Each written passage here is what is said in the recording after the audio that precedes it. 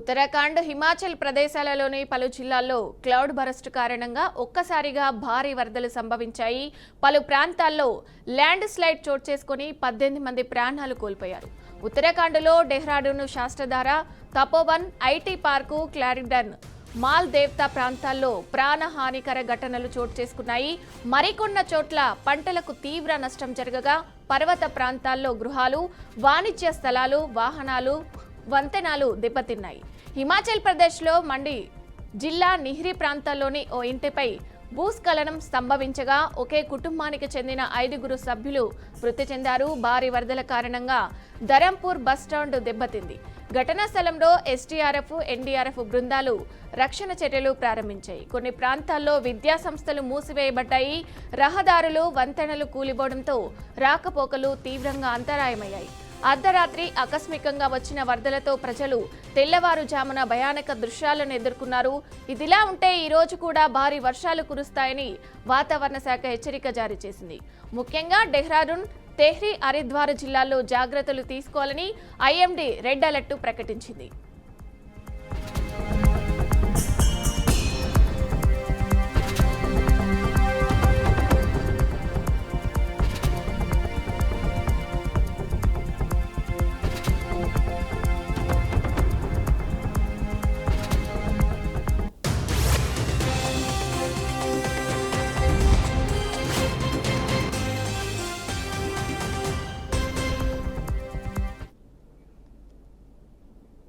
ఏపీలోని పలు జిల్లాల్లో రేపు మోస్తరు నుంచి భారీ వర్షాలు పడే అవకాశం ఉందని ప్రజలు అప్రమత్తంగా ఉండాలని వాతావరణ శాఖ అధికారులు హెచ్చరించారు. కడప, అన్నమయ్య, చిత్తూరు, తిరుపతి జిల్లాల్లో భారీ వర్షాలు పడే అవకాశం ఉందని అధికారులు అంచనా వేశారు. వర్షాలతో పాటు పిడుగులు కూడా పడొచ్చని సూచించారు. ముఖ్యంగా 4 జిల్లాల్లో పిడుగులతో కూడిన మోస్తరు నుంచి భారీ వర్షాలు పడే అవకాశం ఉన్నందున ప్రజలు అప్రమత్తంగా ఉండాలని చెప్పారు. పొలాలలో పనిచేసే రైతులు, ప్రజలు అప్రమత్తంగా ఉండాలని హెచ్చరించారు. మరో 17 జిల్లాల్లో కూడా తేలికపాటి నుంచి మోస్తరు వర్షాలు పడతాయని వాతావరణ శాఖ అధికారులు వెల్లడించారు.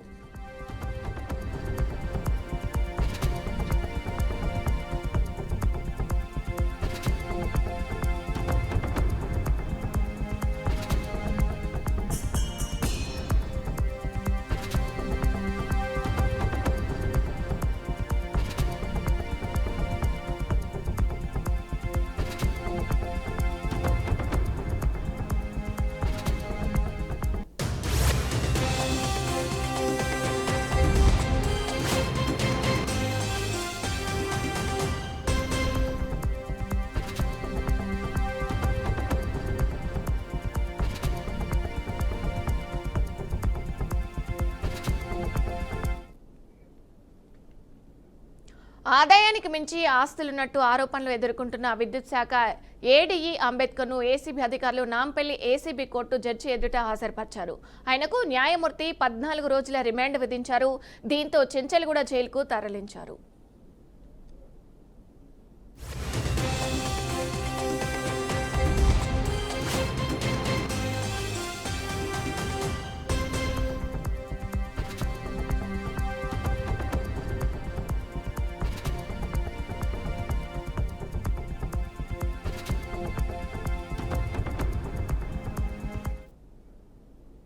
ఆయన బంధువుల ఇళ్లలో 15 చోట్ల ఏసీబీ అధికారులు సోదాలు చేశారు.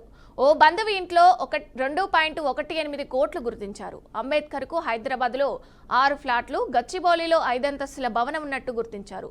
మరో ఖరీదైన భవనం, 1000 గజాల స్థలం, సూర్యాపేటలో 10 ఎకరాల వ్యవసాయ భూమి ఉన్నాయని చెప్పారు. అంబేద్కర్ ఇంట్లో బంగారం, బ్యాంకుల్లో 78 లక్షలు ఉన్నట్లు తెలిపారు.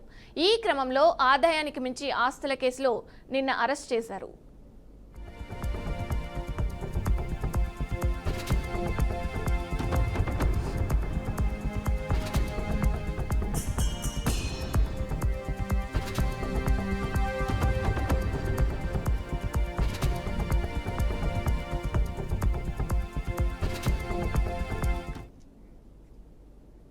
మధ్యప్రదేశ్లో ప్రధాని మోదీ మాట్లాడుతున్నారు. ఇప్పుడు ఆ లైవ్ చూద్దాం. मुस्कान लाना, माता और बहनों की गरिमा को सुरक्षित करना, यही मेरी पूजा है, यही मेरा प्रण है।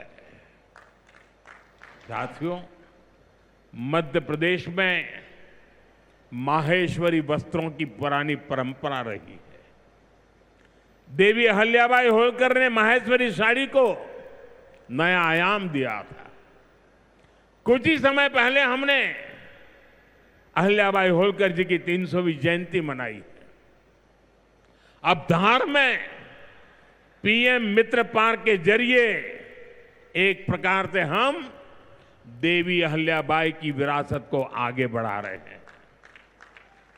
पीएम मित्र पार्क में बुनाई के लिए जरूरी सामान जैसे कपास और रेशम आसानी से उपलब्ध होगा।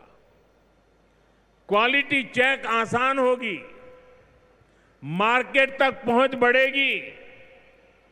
यहां पर स्पिनिंग होगी, यहां डिजाइनिंग होगी, यहीं प्रोसेसिंग होगी और यहीं से निर्यात होगा।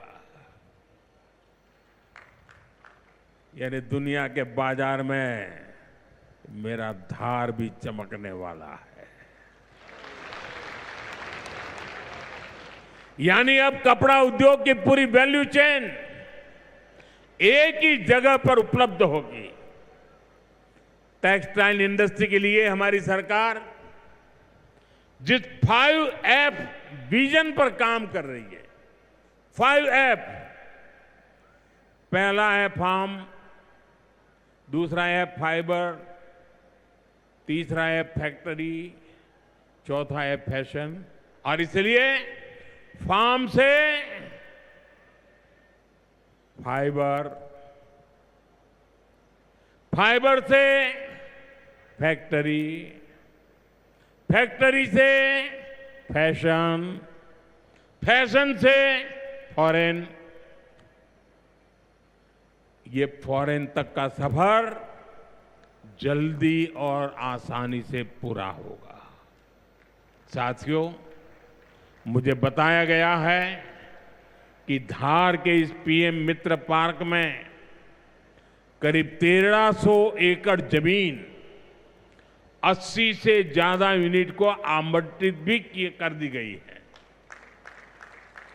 यानी यहां जरूरी इंफ्रास्ट्रक्चर का काम और फैक्ट्री बनाने का काम दोनों एक साथ चलेगा।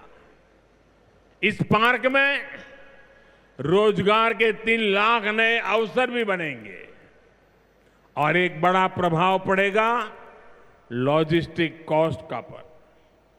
पीएम मित्र पार्क के सामान इधर से उधर ले जाने की लागत कम होगी, मैन्युफैक्चरिंग की लागत कम होगी, हमारे प्रोडक्ट सस्ते बनेंगे और दुनिया में और ज्यादा कॉम्पिटिटिव होंगे। इसलिए मैं एमपी के लोगों को, खास करके मेरे किसान भाई बहनों को और मेरे नौजवान युवा युवतियों को पीएम मित्र पार्क की बहुत बहुत बधाई देता हूं। हमारी सरकार देश में ऐसे 6 और पीएम मित्र पार्क बनाने जा रही है। साथियों, आज देश भर में विश्वकर्मा पूजा का उत्सव भी मनाया जा रहा है। साथ ही ये पीएम विश्वकर्मा योजना की सफलता का उत्सव मनाने का भी समय है। मैं देश भर के अपने विश्वकर्मा भाइयों बहनों, जिनमें सुतार है, लोहार है, सोनार है, कुम्हार है, बढ़ई है, मिस्त्री है, कसेरा, ताम्रकार, कांसीकार, हाथ के हुनर से काम करने वाले ऐसे अनेक लोग शामिल हैं, उनको विशेष रूप से बधाई देना चाहता हूं। ये आप ही हैं जो मेक इन इंडिया की बड़ी ताकत है। आपके बनाए उत्पाद, आपकी कला से ही गांव हो या शहर रोजमर्रा की जरूरत पूरी होती है। मुझे संतोष है कि पीएम विश्वकर्मा योजना ने इतने कम समय में 30 लाख से ज्यादा कारीगरों और शिल्पकारों की मदद की है। इस योजना से उन्हें स्किल ट्रेनिंग मिली, उन्हें डिजिटल मार्केटिंग और मॉडर्न टूल्स से जोड़ा गया। 6 लाख से ज्यादा विश्वकर्मा साथियों को नए उपकरण दिए गए। अब तक 4000 करोड़ से अधिक का लोन विश्वकर्मा भाई बहनों तक पहुंच चुका है।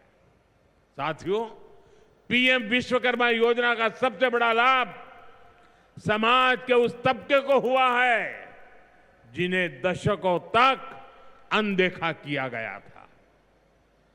हमारे गरीब विश्वकर्मा भाई बहनों के पास हुनर तो था, लेकिन पिछली सरकारों के पास उनके हुनर को आगे बढ़ाने का कोई प्लान नहीं था। उनका जीवन बेहतर बनाने की कोई योजना नहीं थी। हमने उनकी प्रतिभा को उनकी प्रगति का माध्यम बनाने का रास्ता खोले। इसलिए ही तो मैं कहता हूं, जो पिछड़ा है वो हमारी प्राथमिकता है। साथियों, हमारा धार श्रद्धेय कुशाभाऊ ठाकरे की जन्मभूमि भी है। उन्होंने राष्ट्र प्रथम की भावना से अपना पूरा जीवन समाज को समर्पित कर दिया था। मैं आज उन्हें अपनी विनम्र श्रद्धांजलि अर्पित करता हूं। राष्ट्र प्रथम की ये भावना देश को नई ऊंचाई पर ले जाने की प्रेरणा है। साथियों, ये समय त्योहारों का समय है और इस समय आपको स्वदेशी का मंत्र भी लगातार दोहराना है, अपने जीवन में उतारना है। मेरी आप सबसे करबद्ध प्रार्थना है, 140 करोड़ देशवासियों से मेरी प्रार्थना है, आप जो भी खरीदें वो देश में ही बना होना चाहिए।